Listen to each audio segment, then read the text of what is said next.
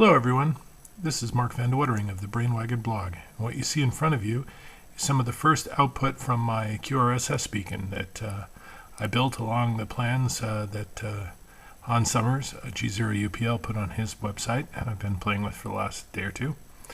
And what you can see across here, this is Spectran. We're using it to analyze the frequencies that the radio is putting out. And this is what we call dual frequency CW, or dual frequency Morse code.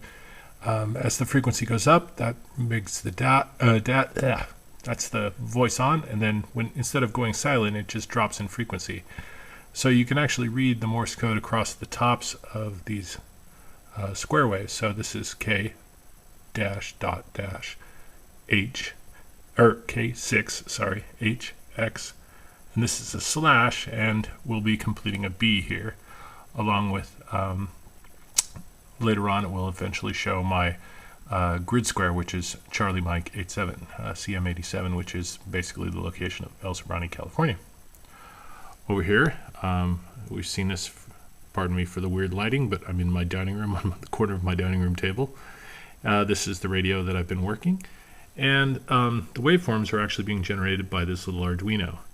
A few months ago, I wrote a simple little Morse code generating program for the Arduino that would just beep an LED. The same basic idea actually can be used to generate waveforms for this guy. I put in a little bit of a input filter, which if you look really carefully, you can see that the leading edge of each of the little crenellations or whatever are slightly rounded. That's because the voltage is very slowly varying up to where it needs to be. As I built this basically as Hans did, which means that I may have mentioned this before.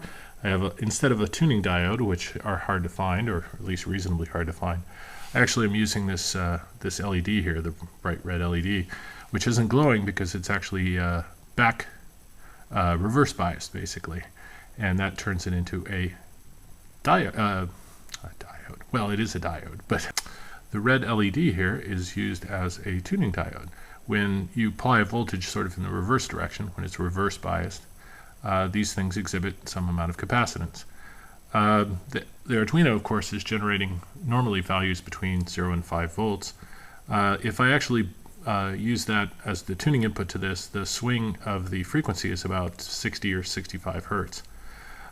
So what I decided to do was, rather than actually build a resistive divider and figure that out, I just built this input filter, and now instead of just toggling between on and off, I actually use the pulse width modulation outputs for the Arduino, and I actually vary those between full on, 80% on, which basically varies the tuning voltage between 4 and 5 volts, and that's what gives me the swing here. And if you actually could look really carefully, you'd see that the swing is about 10 hertz, which is, just about right. What's kind of nice about this is I actually could, instead of tweaking the tiny trimmer pot to tune this thing, I can actually tune it over a range of about 40 or 50 hertz by just using software, which is kind of nifty. I also want to eventually use these kinds of inputs to generate whisper, and that will be another day, and also some Hellschreiber and other stuff. But I'm pretty pleased overall with the progress I've made today. I think I'm going to call it a day. I hope that you're enjoying these videos, and if you have a project like this in mind, you should make some YouTube videos and throw them up. People like to see this kind of stuff. I can tell by the, dozen or so people that have looked at them in the past. Hope you're all having a good night. Take it easy. 73s.